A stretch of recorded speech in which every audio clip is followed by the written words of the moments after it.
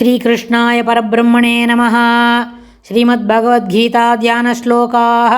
नमोऽस्तु ते व्यासविशालबुद्धे पुल्लारविन्दायतपत्रनेत्र येन त्वया भारततैलपूर्णः प्रज्वालितो ज्ञानमयप्रदीपः प्रपन्नपारिजाताय स्तोत्रवेत्रैकपाणये ज्ञानमुद्राय कृष्णाय गीतामृतदुहे नमः। सर्वोपनिषदो गावो दोक्ता गोपालनन्दनः पार्थो वत्सत्सुधीर्भोक्ता दुक्तं गीतामृतं महत्। वसुदेवसुतं देवं कंसचाणूरमर्दनं देवकी परमानन्दं कृष्णं वन्दे जगद्गुरुम्। அடுத்தது மூன்றாவது ஸ்லோகம். ந ரூபமஸ்யேஹ ததோபலப்யதே நாந்தோ ந சாதிர் ந ச சம்பிரதிஷ்டா அஸ்வத்தமேனம் சுவிரீடமூலம் அசங்கசஸ்திரேண திருடேன சித்வா. ந ரூபமஸ்யேஹ ததோபலப்யதே நாந்தோ ந சாதிர் ந ச சம்பிரதிஷ்டா அஸ்வத்தமேனம் சுவிரீடமூலம் அசங்கசஸ்திரேண திருடேன சித்வா அப்படின்னு. இந்த ஸ்லோகத்தில் என்ன சொல்கிறாருன்னு கேட்டால், அசங்க சித்வா அப்படின்னா எந்த விதத்திலையும் ததா அவ்வாறாக இக இங்கே அஸ்ய இதனுடைய ரூபம் உருவத்தை ந உபலப்யதே அறியக்கூடுவது இல்லை.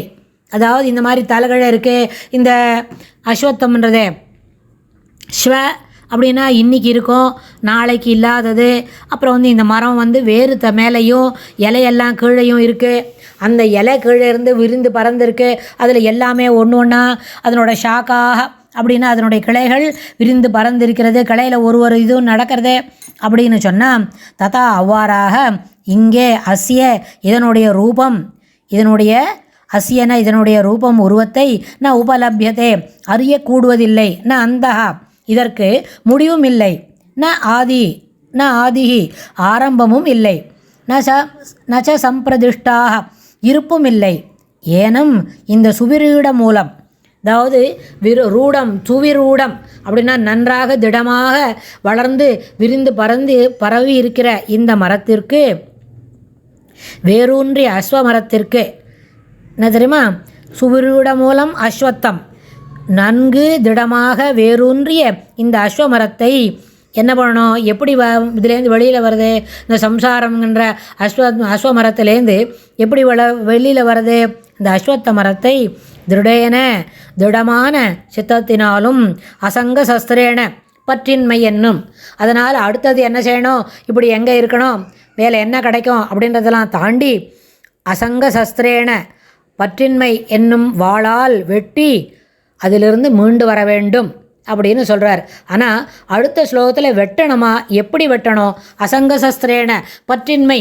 அதனால் மேலே மேலே வளர்ந்து தான் இருக்கும். இது என்ன செய்யணும், அதுக்கு அடுத்து செய்யணும்னா அந்த ஒரு சரீரத்துக்குள்ளே ஏற்றுக்கொண்ட பயணம், வாழ்க்கை பயணம் என்ன இருக்குது, ஒரு மனுஷ சரீரத்துக்குள்ளே வந்த வாழ்க்கை பயணத்தை தொடர்ந்து செய்து அதற்குண்டான கடமைகளை கூடிய வரைக்கும் முடிந்த அளவில் செய்ய வேண்டியவைகளை காலத்தில் செய்துட்டு அதிலேருந்து பற்றின்மை என்னும் ஒரு கோடரி போல் அதை எடுத்துக்கொண்டு இனிலேருந்து மொள்ள என்ன பண்ணணும், கொஞ்சம் கொஞ்சமாக துளியாக இதிலேருந்து விலகி வெளியில் நிற்கிறதுக்கு தெரியணும். அதனால் மானுட ரூபம் அப்படின்னு சொன்னார் இல்லையா, மனுஷ்ய லோகே அப்படின்னு போன ஸ்லோகத்தில் ஒரு வார்த்தை சொன்னார், மனுஷ்ய லோகே அனுசந்ததானி, இந்த மானிட உலகத்தில் விரிந்து பரவி இருக்கின்றது அப்படின்னா அப்படி தானே இருக்குது, அது எப்படி பார்த்துட முடியுமா அப்படின்னு கேட்டால், அவ்வாறாக இதனுடைய உருவத்தை அறியக்கூடுவதில்லை, அதற்கு முடிவும் இல்லை, ஆரம்பமும் இல்லை, அதே போல் இதற்கு இருப்பும் இல்லை. இந்த சுவிரீட மூலம் நன்கு திடமாக வேரூன்றிய இந்த அஸ்வத்த மரத்தை திடமான அசங்க சஸ்திரேன பற்றின்மை என்னும் கோடரியால் வெட்டி விட்டு அதிலேருந்து மீண்டு வர வேண்டும் அப்படின்னு சொல்கிறார். அடுத்த ஸ்லோகத்தில் இன்னும் என்ன சொல்கிறாருன்னு நம்ம பார்க்கலாம். ஸ்ரீகிருஷ்ணாய துப்யம் நமஹ.